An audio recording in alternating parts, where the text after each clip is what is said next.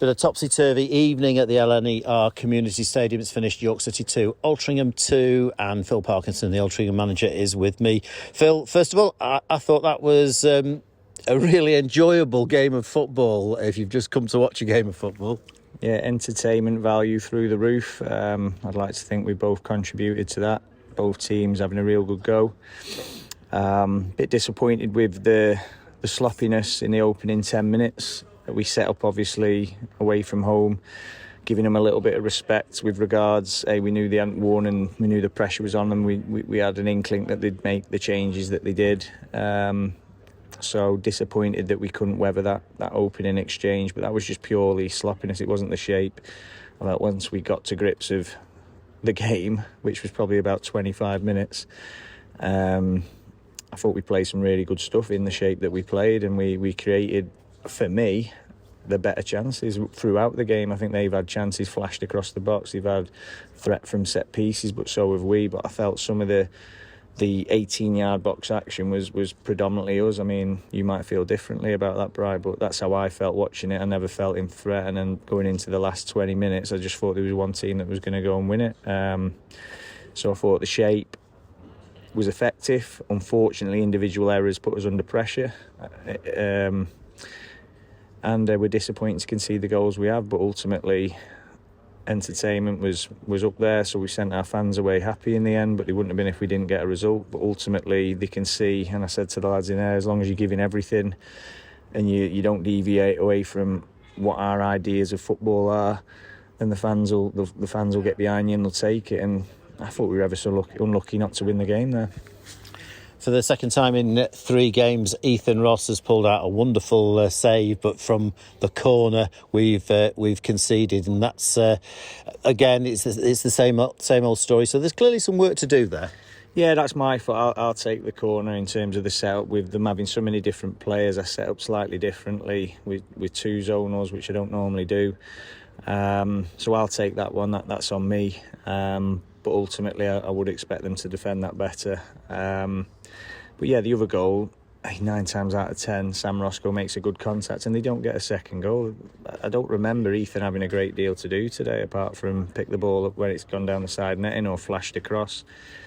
People might think that was an end-to-end game, but we were in I'd be massively surprised if we haven't dominated possession stats there. Massively surprised if our XG is not through the roof.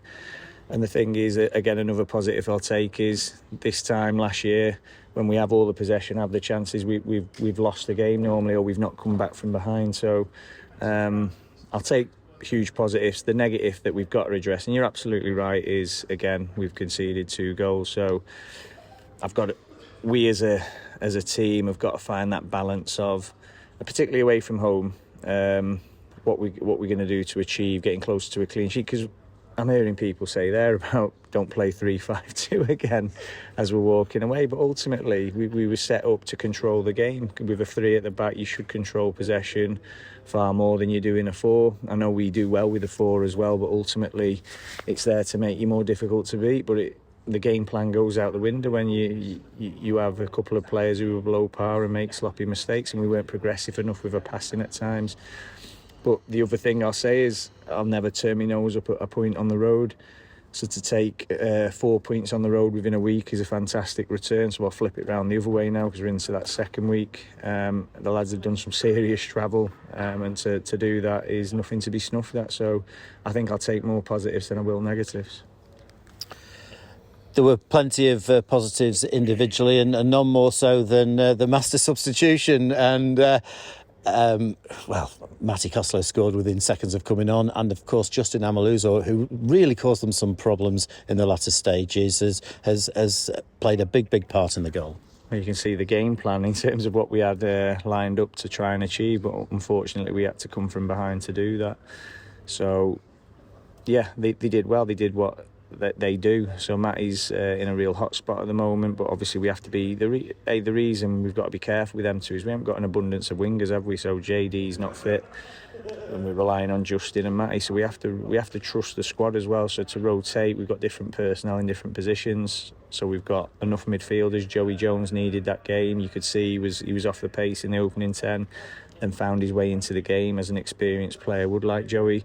And Sam Roscoe, he's not played, has he? Because he's had an injury, and then he'll be kicking himself on one mistake. I don't remember Sam doing much wrong by not making a good contact with that ball there. So at this level of football, that's what happens. If you make mistakes, you get punished. But ultimately, really disappointed we haven't come away. Hey, we scored 2 more goals there. I don't think anyone looks at that as an unjust result because of the way that we played, the way that people will throw at me in terms of we conceded to, but one's a mistake and one's a set piece. Teams concede from set pieces in this division all the time. I keep saying it. Just because we score from open play, people think that it's a hoodoo or something. That's how teams score. They haven't opened us up too many times. Yeah, there's been balls fizzed across the box. There's been counter-attacks on transition. I'll give you that in the opening exchanges when we were sloppy on the ball. But they didn't look like they were going to open us up. We looked like we were going to gift them something. And that's the bit we've got to get out of our system. But listen, we both got a way that we want to play.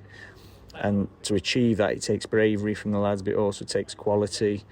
And they've just got to get the quality levels up a little bit in terms of the first touches, the passing, the decision making. And when they did, we were well on top. I couldn't have been any more pleased with the lads.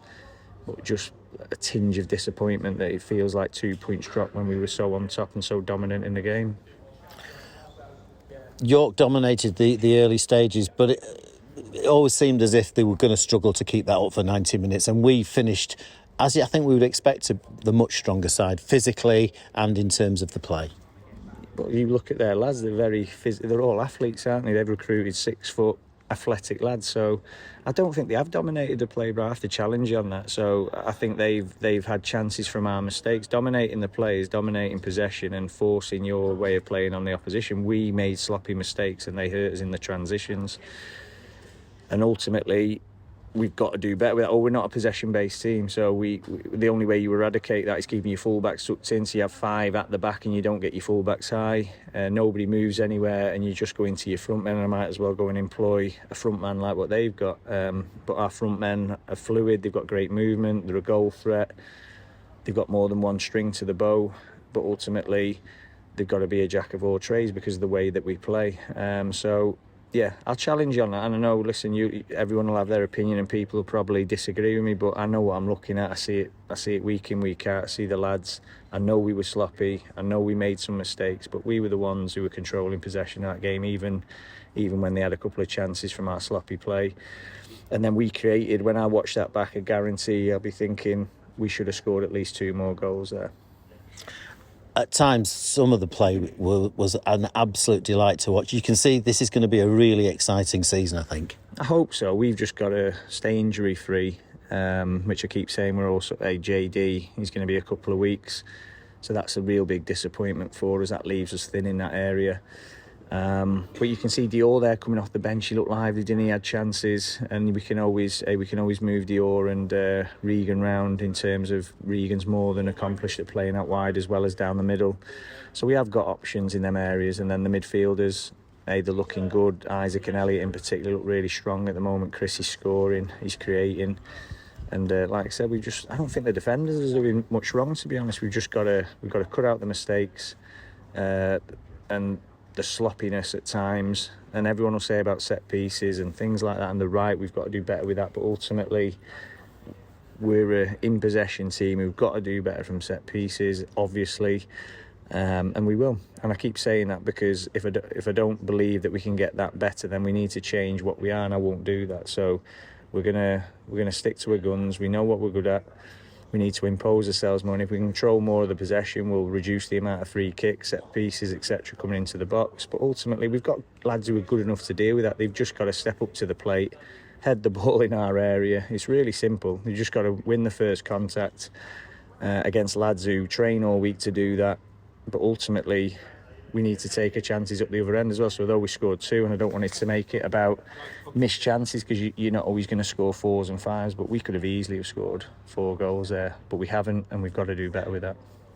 2 players I'd like to single out. One is Lewis Banks, who I thought was absolutely outstanding all aspects of his game, and after a little bit of a slow start pre-season, he seems to be coming on leaps and bounds every game. And the other one is a player who I thought wasn't that good in the first half, but just got better and better as the game wore on, and that's Elliot Osborne. He's been outstanding. Elliot's come back a different lad, and he knew he had a below-par season last year, and he knew he had to step up to the plate, and he certainly has. Elliot coming from Stevenage, remember, so we've not brought somebody who's gone up the pyramid. He's dropped down to come to us.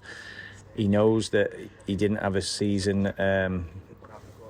Cheers, pal. He knows he didn't have the season that he wanted to have last year, but he was under a lot of pressure from Isaac and Josh at the time, who were outstanding. But ultimately, it was Elliot and Josh at the start of the season, and he lost his spot, didn't he? And it was difficult for him then. But with the way he's playing at the moment, he's one of the first names on the team sheet. Borehamwood on Saturday, your old mate Luke Garrard, and we haven't had the best of fortune against them in recent years, particularly at home, so now will be a good time to put that right.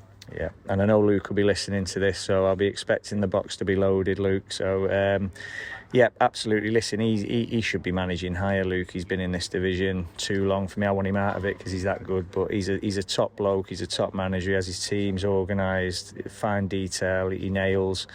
He has a great rapport with his chairman and the football club.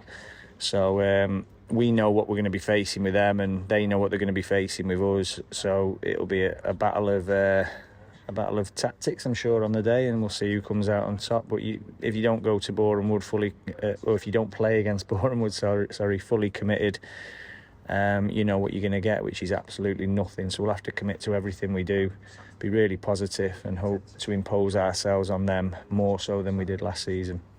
There's almost 4,500 here tonight. A terrific atmosphere in the ground, and it's a terrific stadium. And our 214 made a huge noise, and once again travelled in their numbers.